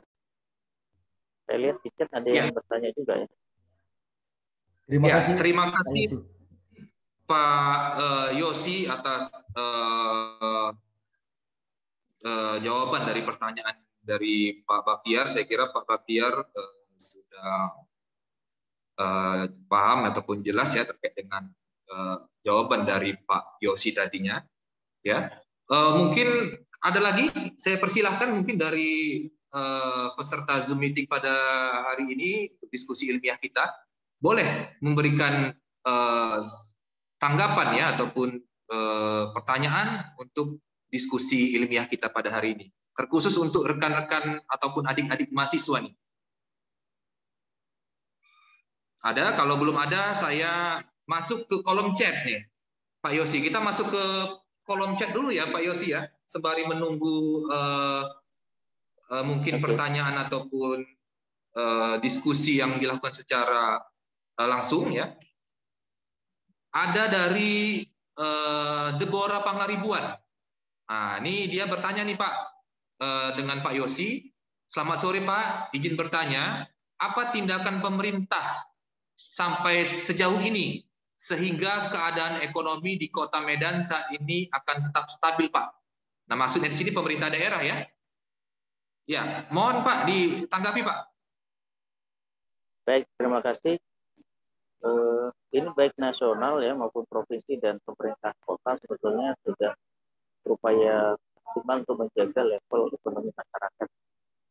Banyak sekali bantuan-bantuan yang kemudian diberikan, sampaikan langsung, baik itu melalui program keluarga harapan, itu ada bantuan uang tunai dan lain-lain, kemudian juga bantuan UMKM itu, orang-orang yang bekerja di UMKM yang dikasih awalnya dulu sekitar 2 jutaan per bulan, lalu yang katanya kemudian menerima PHK itu menjadi biaya. Nah, itu kemudian dimobilisasi melalui program nasional yang disebut dengan pemulihan ekonomi nasional. Nah, ini yang kemudian juga ditindaklanjuti ataupun disikapi oleh pemerintah daerah baik provinsi maupun pemerintah kota. Jadi upaya dalam konteks darurat kemarin itu adalah memberikan bantuan langsung. Tapi tentu tidak cukup. Ini kan hanya membuat orang bertahan. Bagaimana kemudian tantangan pemerintah daerah adalah menciptakan kegiatan ekonomi produktif untuk memastikan ada lapangan pekerjaan di masyarakat. Sehingga mereka mampu menjaga level ekonominya sendiri. Tidak harus melulu pemerintah yang menjaga itu. Pemerintah memberikan investasi sehingga terbukalah peluang-peluang para kerja dan lain. Bagaimana kemudian menyiapkan para kerja itu? Investasi harus masuk ditambah baik luar negeri maupun dalam negeri. Ini juga kemudian perbankan, melalui OJK dan lain-lain itu memberikan insentif kemudahan berusaha untuk berinvestasi. Sehingga ini semua roda akan bergerak. Nah, itulah upaya-upaya yang sejauh ini yang dijalankan ya. Kalau kita lihat sekarang gerakan Pak Wali Kota juga kan aktivitas ekonomi kreatif di masyarakat ya. Meskipun sifatnya mungkin masih bergaya milenial sekarang, tempat makan, kulineran dan lain-lain, tapi itu memang menggerakkan perekonomian lokal. Secara tidak langsung itu melatih masyarakat untuk mampu menjaga level ekonominya sendiri. Tidak melulu nantinya harus jadi kebiasaan bahwa pemerintah yang menjaga level ekonomi masyarakat. Demikian mungkin terima kasih. Ya, oke baik. Sudah dijawab ya saya kira ya. Mungkin ada yang ingin memberikan tanggapan ataupun diskusinya untuk narasumber kita yang luar biasa sekali ini ya. Kalau tidak dimanfaatkan dengan sebaik-baiknya terkait dengan forum diskusi ilmiah kita pada hari ini, saya rasa sangat disayangkan sekali. Ya, jadi boleh kalau ingin memberikan tanggapan diskusi langsung kepada Bapak narasumber kita yang luar biasa terkait dengan tema kita, dipersilahkan lah ya dengan menggunakan fitur raise hand terlebih dahulu supaya nanti bisa kita persilahkan. Oke, kalau belum ada kita masuk lagi nih Pak ke forum chat lagi. Ada yang ingin bertanya nih dari Saudari Fauziah Aprianti. Nah, Fauziah bertanya nih Pak. Selamat sore Pak, menurut data yang disampaikan, kenaikan harga masih dikatakan wajar. Artinya ada permintaan atau keterbatasan pasokan barang. Bagaimana cara pemerintah membuka pemulihan demand untuk memberi jaringan pengaman terhadap ekonomi sehingga tetap sesuai dengan keinginan peningkatan ekonomi secara makro. Nah, mungkin langsung ditanggapi saja Pak. Dipersilakan kepada Pak Yosi. Baik, memang tantangannya adalah bagaimana uang itu bergerak. Di situasi pandemi ini yang punya uang itu dominan pemerintah. Makanya belanja pemerintah itu harus digunakan optimal. Belanja pemerintah lah yang akan mendorong secara fokus terhadap misalnya pergerakan ekonomi masyarakat. Dia kasih bantuan, kemudian kalau pemerintah pusat bahkan menyuntik modal untuk beberapa BUMN yang memang ditugaskan untuk membangun. Pembangunan itu tetap harus jalan. Karena itu akan menyebabkan banyak hal yang bergerak. Investasi tadi harga-harga itu bagaimana harga ini ternyata salah satu komponen yang strategis adalah tentang konektivitas, tentang transportasi, biaya transport yang mahal itu kemudian mengganggu, itu bisa berpengaruh pada ketidakseimbangan supply demand, bukan hanya soal produksi.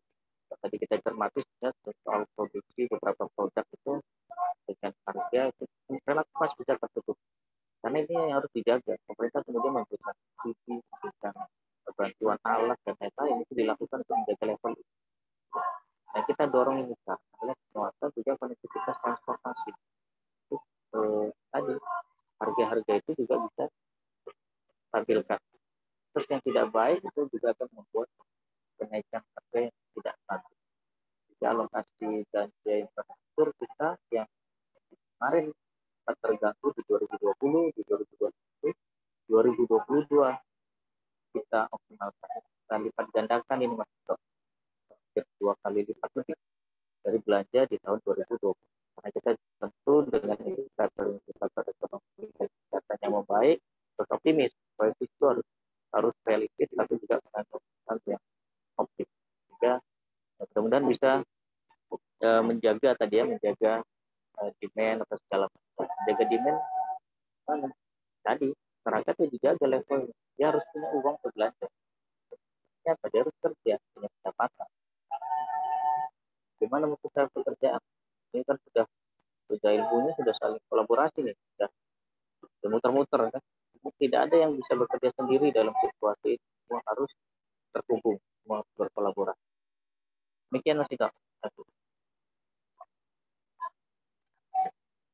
Oke, baik. Ya. Sangat baik sekali penjelasan dari Bapak narasumber kita ya, Pak Yosi ya. Sangat lugas dan sangat mudah untuk kita pahami ya maksud dari yang disampaikan oleh Pak Yosi ya. Oke, kita mungkin masuk ke pertanyaan selanjutnya dari kolom chat. Masih dalam kolom chat nih Pak Yosi. Nah, kali ini dari Yulia Aini. Ya, Yulia Aini bertanya nih Pak. Assalamualaikum Pak, saya Yulia Aini. Ingin bertanya Pak, tindakan apa yang dilakukan pemerintah Kota Medan untuk tetap menopang berdirinya UMKM di Kota Medan? Seperti kita tahu, pada saat PPKM seperti saat ini, ataupun seperti yang waktu yang lewat lah ya, omset penjualan UMKM Kota Medan menurun. Bagaimana nih Pak? Terima kasih Pak. Nah, itu Pak pertanyaannya. Mohon langsung saja Pak ditanggapi terkait dengan pertanyaan mahasiswa kita. Ya, mungkin secara umum saja, dan juga memperoleh informasi tentu dari informasi kita di media. Kalau kita lihat, tidak hanya di Medan ya, hampir bagian besar UMKM kita terdampak. Karena kemudian pasarnya terbatas.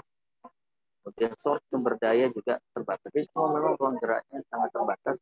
Tapi kemampuan UMKM itu bertahan itu diuji di situasi kayak ini. Pemerintah kota, melalui Pak Wali, kalau jadi juga melihat, saya sudah singgung sebetulnya. Karena ini kan pandemi ini datang pada situasi mungkin masa apa ya, masih milenial lah gitu ya, yang orang suka nongkrong, suka ngumpul, suka apa komunitas gitu, banyak antar kawan sambil minum segala macam, maka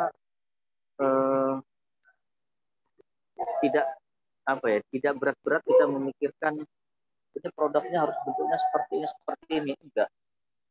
Ternyata disediakan kafe ataupun tempat makan minum, kemudian anak muda nongkrong, itu juga menggerakkan perekonomian. Kalau pernah kita lihat beberapa waktu yang lalu di masa pandemi di bulan 7, memang waktu itu masih tinggi-tinggi, Pak Wali Kota sempat juga membuka koridor Kesawan itu untuk kuliner kreatif itu. Padatnya minta ampun, cuma berapa hari, habis itu ditutup karena Medan masih PPKM-nya level tinggi, kasus di luar biasa tinggi. Nah sekarang saat ini minggu ini bahkan Pak Wali Kota juga sedang menyiapkan kulineran juga sama di daerah Kesawan, di Warren Twist. Berkunjunglah ke sana kalau mau menggerakkan juga UMKM kita. Walaupun mungkin yang dijual masih makan minum lah tadi ya, ke komunitas. Tapi itu perlu juga kita lakukan dorong. Nah, ke depan tentu yang menjadi PR besarnya adalah bagaimana item atau produk-produk kreatif dan produktif di Kota Medan juga bisa dikemas. Jadi bagian dari UMKM yang produktif tadi. Jadi kalau UMKM bukan kan nggak cuma makan minum, banyak sebetulnya produk. Bisa pakaian, bisa barang-barang perhiasan ataupun keterampilan tangan dan lain-lain. Nah, itu semua juga harus mendapat tempat dan mendapat ruang. Kalau makan minum ini kan ya tadi dari perilaku biasa dan lain-lain. Ini yang sedang tren mungkin ya di Medan, dan itu memang dimanfaatkan oleh beberapa usaha itu bisa berkontribusi. Tapi tentu harapan kita ini bukan sekedar lagi trennya ini kemudian beberapa waktu yang akan datang akan hilang. Kita harapkan ini memang bisa sustain, bisa berlanjut ya, bertahan dan berlanjut sampai dengan Medan memiliki ikon-ikon produk yang mendunia lah. Karena kan Mas Dito, kalau cerita Medan, produk Medan, misalkan Sumatera Utara, kopi. Misalnya nih, kalaupun kopinya kopi apa? Kalaupun Medan, mungkin apa yang mau UMKM Medan ini apa? Adik-adik cobalah lihat jenis UMKM yang ada di Kota Medan ini. Yang eksis paling banyak itu makanan dan minuman. Sekarang kalau kita lihat Facebook, Instagram, atau Twitter dan lain-lain, sudah mulai marketing pemasaran yang lewat memanfaatkan media-media sosial kan, makanan-makanan. Judulnya pun ada itu, cemilan Medan. Macam-macam itu, ada keripik, singkong, nasi dan lain-lain. Itu bentuk-bentuk kreativitas yang perlu juga untuk selalu kita gaungkan dan cobalah, karena yang mensukseskan UMKM itu bukan pemerintah, mensukseskan UMKM itu adalah masyarakat kita. Kalau produknya nggak ada yang beli, nggak ada yang belanja, itu juga nanti. Inilah yang kemudian menjadi tantangan tersendiri. Kalau nggak jual makanan, lalu apa produk? Nah ini yang adik-adik mungkin juga perlu cermati, kita simbolisasi atau ikon-ikon Kota Medan apa yang menarik. Bahkan ini bisa menjadi peluang bisnis sendiri ya, bisnis sendiri. Biasanya kalau mahasiswa suka gitu, seperti kaos, sablon apa, nanti gambarnya lokal, kemudian dijual. Kita memang mesti mulai membangun dan UMKM itu yang mampu bertahan itu biasanya bukan UMKM yang dibina, bukan yang diinjeksi oleh biaya pemerintah, tapi memang dia punya kemampuan kuat, tangguh. Terima kasih. Itu mungkin Mas Dito. Oke, baik. Terima kasih Pak Yosi ya atas tanggapan, atas jawaban dari mahasiswa yang tadinya sudah disampaikan melalui kolom chat ya. Mungkin di kolom chat sudah tidak ada lagi, tapi saya lihat ada yang raise hand nih dari Zoom meeting, tapi kelihatannya malu-malu nih Pak Yosi. Ada resen terus diturunkan lagi, resen turunkan lagi. Panggil aja, panggil kalau udah. Iya. Ya, dipersilakanlah adik-adik yang ingin memberikan tanggapan. Ini jarang-jarang sekali nih narasumber kita meluangkan waktunya nih untuk membahas. Pak Dito, sedikit lagi boleh Pak Dito? Ya, boleh, silakan Pak. Nah, ini kalau Pak BE ini sangat antusias sekali ya. Luar biasa nih Pak BE. Ya, semoga menjadi pemicu ataupun stimulus lah untuk adik-adik mahasiswa untuk bertanya nih. Pak BE saja sudah 2 kali dia. Masa kalah kalian gitu. Ya, dipersilakan Pak BE. Ya, yang pertama mungkin pertanyaan saya ke Pak Yosi lagi, yaitu itu bagaimana dengan sektor jasa, Pak? Apakah dia nanti termasuk yang paling lebih dulu dia recovery? Nah, yang kedua mungkin yang berkaitan juga dengan akuntansi, mungkin sedikit Bang Dito. Kami ada juga lah belajar akuntansi sedikit. Refocusing ini tentu yang namanya refocusing tentu mengotak-atik anggaran.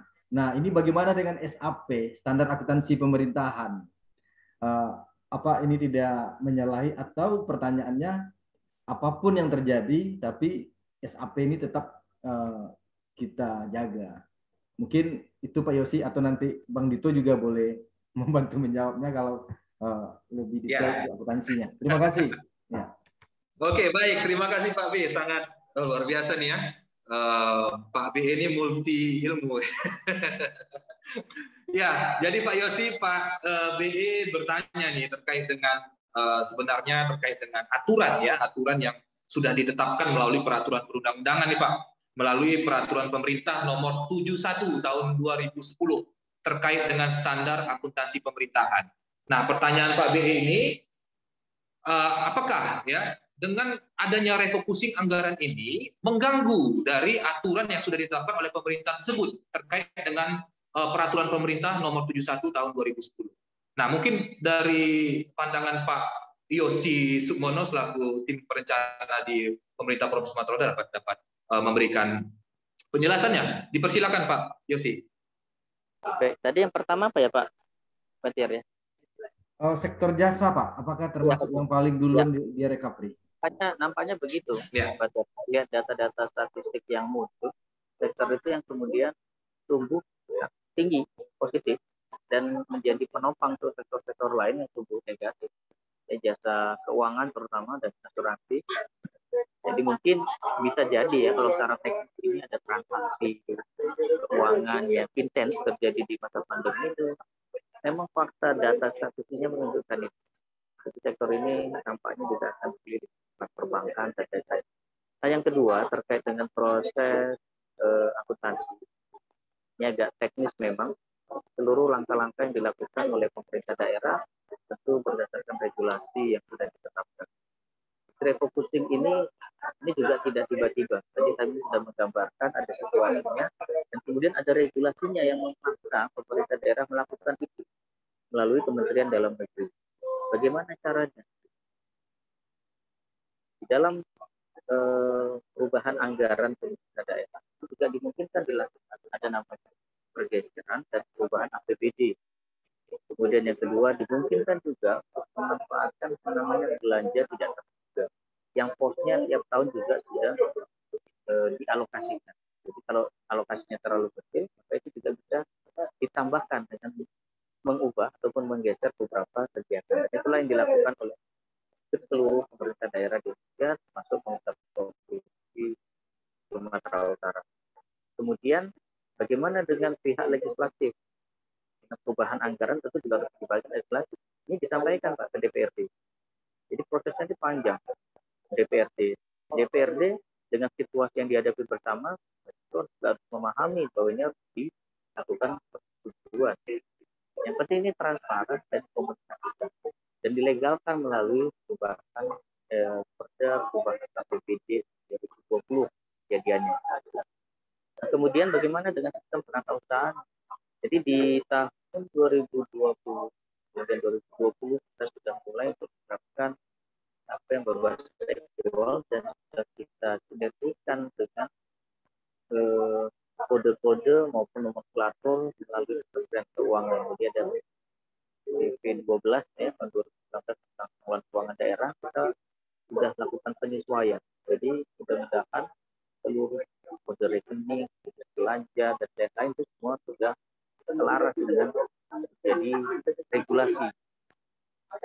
Yang menjadi justru yang menjadi PR-nya adalah apakah kemudian yang kita sebut dengan regulasi itu efektif di dalam penanganan situasi yang mau kita selesaikan. Kalau dalam konteks ini kemarin penanganan pandemi, persoalan efektivitas itu menjadi PR.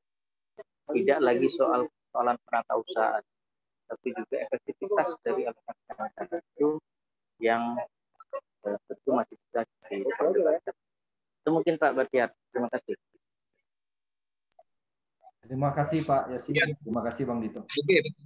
Ya, baik. Terima kasih Pak Yosi atas jawaban dari pertanyaan ataupun diskusi yang dilakukan oleh Pak BE ya. Luar biasa nih sekali lagi. Jawaban yang luar biasa dan pertanyaan yang luar biasa nih Pak. Jadi yang tidak mengikuti diskusi ilmiah ini saya rasa kasihan ya, tidak mendapatkan ilmu yang luar biasa menurut saya. Oke, mungkin kita balik ke kolom chat. Saya cek dulu sebentar. Sepertinya nggak ada lagi ya, atau masih lalu. Mungkin dipersilakan lah kepada adik-adik mahasiswa yang ingin bersuara secara langsung terkait dengan materi kita ya, yang sudah disampaikan oleh Pak Yosi atau Bang Yosi tadi ya. Silakan, dipersilakan. Atau tidak ada nih? Atau masih berpikir-pikir dulu? Mungkin masih berpikir-pikir nih Pak Yosi.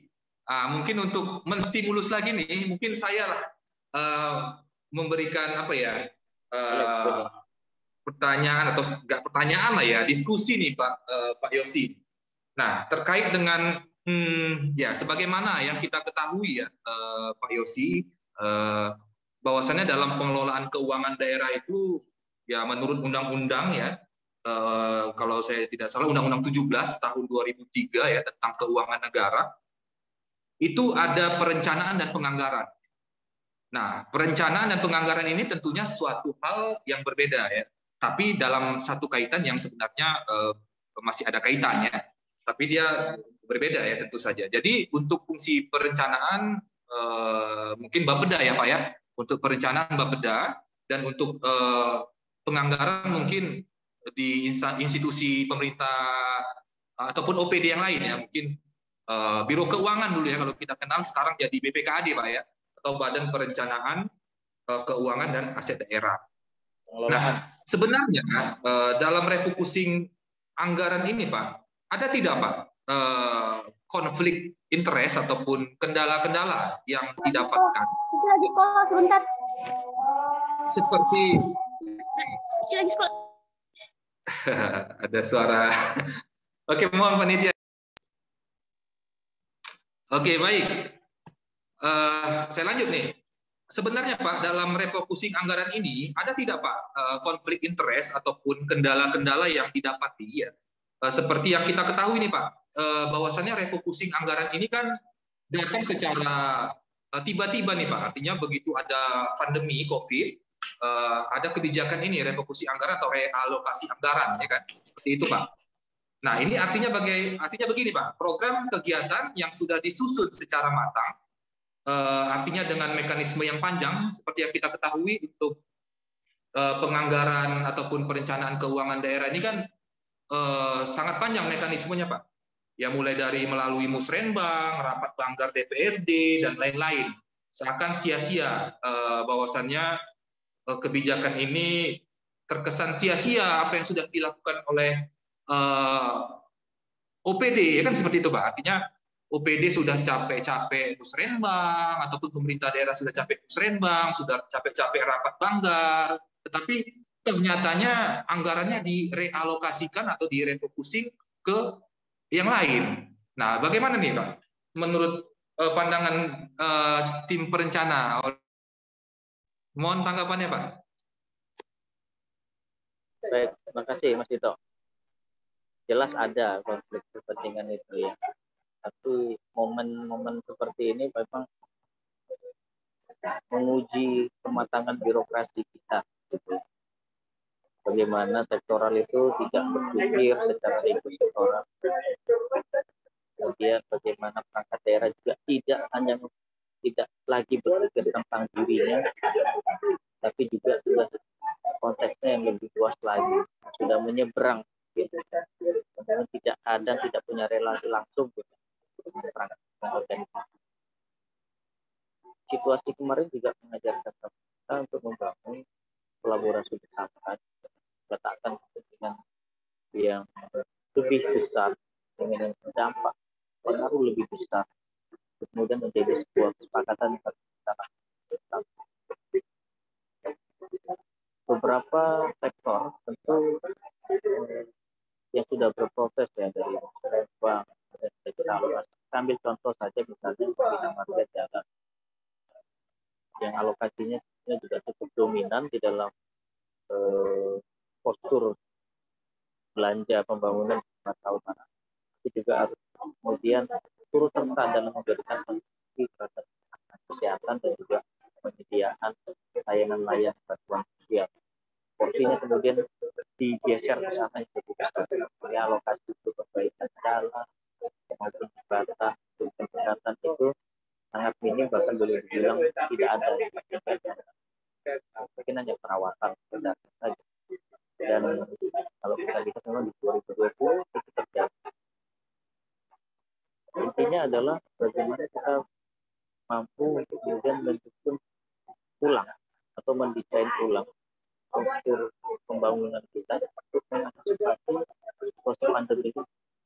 Tidak ada lagi cerita saya harus gini enggak. Itu dari sudut pandang sektoral tidak salah. Itu ada sudut pandang pembangunan Sumatera Utara tidak elok.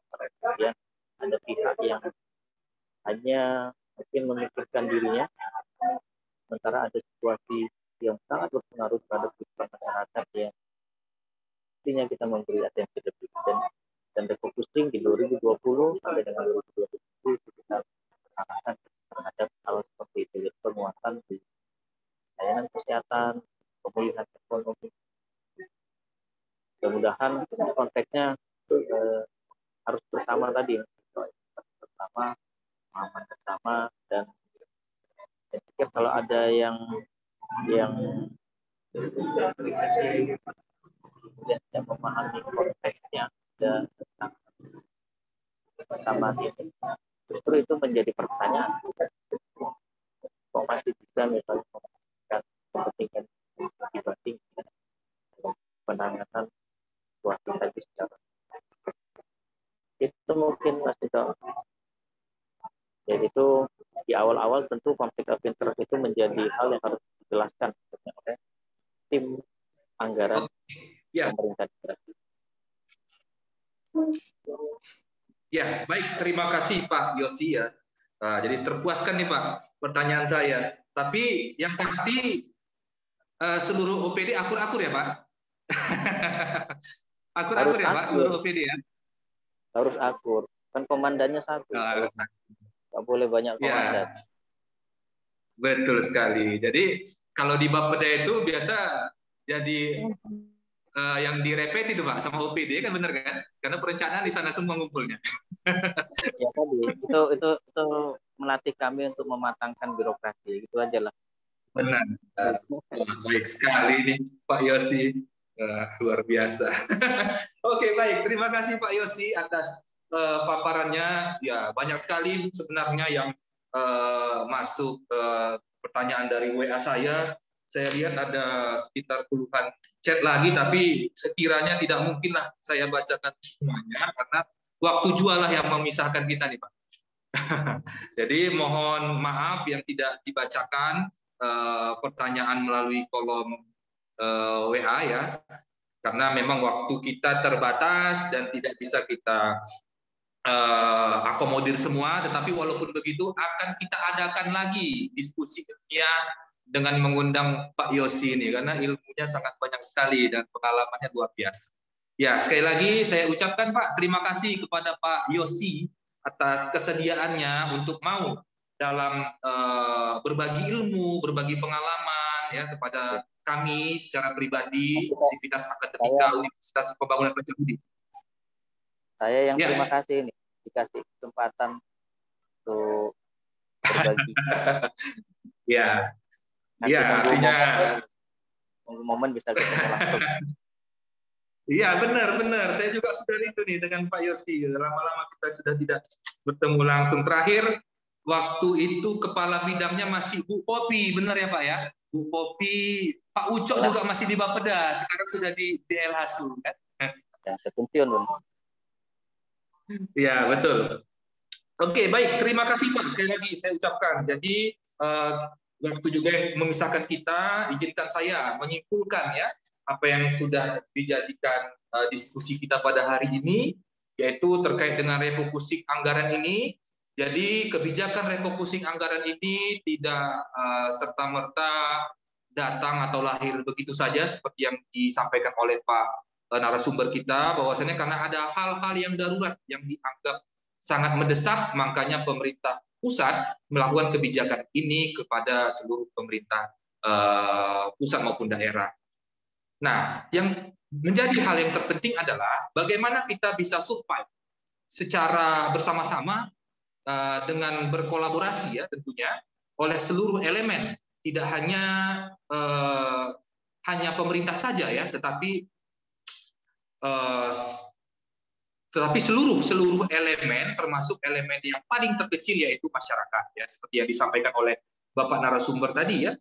Jadi marilah kita bersama-sama ya bergandeng tangan untuk survive dalam pertumbuhan ekonomi, khususnya pertumbuhan ekonomi di Provinsi Sumatera Utara yang kita cintai ini. Dan marilah kita terus mengawal ya untuk akuntabilitas keuangan daerah terhadap kebijakan refocusing anggaran yang diterapkan oleh pemerintah pada hari ini. Oke, mungkin itu kesimpulan dari saya selaku moderator pada hari ini. Saya Dito Aditya Dharma Nasution, SCMSI, selaku dosen program studi akuntansi yang menjadi moderator pada hari ini, memohon maaf atas kesalahan ataupun kata-kata yang tidak berkenan di hati Bapak Ibu, karena kesempurnaan hanya milik Allah Subhanahu wa Ta'ala. Saya hanya manusia biasa, Pak Yosi hanya manusia biasa, Bu Dekan hanya manusia biasa, kita semua hanya manusia biasa. Maka izinkan saya lah untuk memohon maaf, mengaturkan beribu-ribu kata maaf untuk kekurangan dari pelaksanaan kegiatan. Saya akhiri dengan wabillahi taufik wal hidayah. Assalamualaikum warahmatullahi wabarakatuh. Om Swastiastu, Namo Buddhaya, salam kebajikan. Saya kembalikan kepada Mbak Farah selaku MC. Terima kasih Bapak Ibu semua, terima kasih Pak Yosi. Ingin sekali bergabung secara langsung Pak. Ditunggu Pak untuk ngopi-ngopinya. Ya silakan Mbak Farah. Baik, terima kasih saya ucapkan kepada Bapak Dito selaku moderator dan juga Pak Yosi sebagai narasumber kita hari ini atas penyampaian yang materi yang sangat luar biasa. Sebelum kita mengakhiri acara diskusi ilmiah kita pada hari ini, izinkan kami untuk mendokumentasikan kegiatan kita. Dimohonkan kepada Bapak, Ibu, dan para peserta sekalian untuk mengaktifkan kamera dan menunjukkan wajah terbaik serta senyum termanisnya. Baik, saya akan melakukan 3 kali sesi foto. Untuk yang pertama, saya hitung mundur. 3, 2, 1. Baik, yang kedua, saya hitung mundur kembali. 3, 2, 1. Yang ketiga, saya hitung mundur. 3, 2, 1. Baik, terima kasih sekali lagi saya ucapkan kepada Ibu Dekan Fasosa, kemudian Bapak Ibu Kaprodi Universitas Pembangunan Pancabudi, narasumber dan juga moderator, serta rekan-rekan mahasiswa yang telah hadir pada acara diskusi ilmiah hari ini. Sebelum saya menutup acara kita pada hari ini, izinkan saya untuk memberikan pantun. Burung merpati berwarna putih, terbang di atas awan tanpa khawatir. Saya haturkan banyak terima kasih kepada para hadirin yang telah berhadir. Mencari peniti di dalam jerami, mencari dari malam hingga pagi. Cukup sekian acara kita pada hari ini. Semoga kita bisa berjumpa lagi. Akhir kata, saya Farah Sofika Tahira selaku MC memohon maaf jika terdapat kesalahan dalam pengucapan maupun kekurangan pada acara hari ini. Saya mohon pamit undur diri. Wassalamualaikum warahmatullahi wabarakatuh. Waalaikumsalam warahmatullahi wabarakatuh. Oke, Bang Dito, mantap Bang Dito. Iya, Pak B, terima kasih Pak B peserta yang hadir pada hari ini, terkhusus narasumber kita Pak Yosi. Terima kasih banyak. Izin juga kepada mahasiswi saya ekonomi pembangunan yang banyak hadir. Ada Gali nampaknya nih, Nanda, Deborah.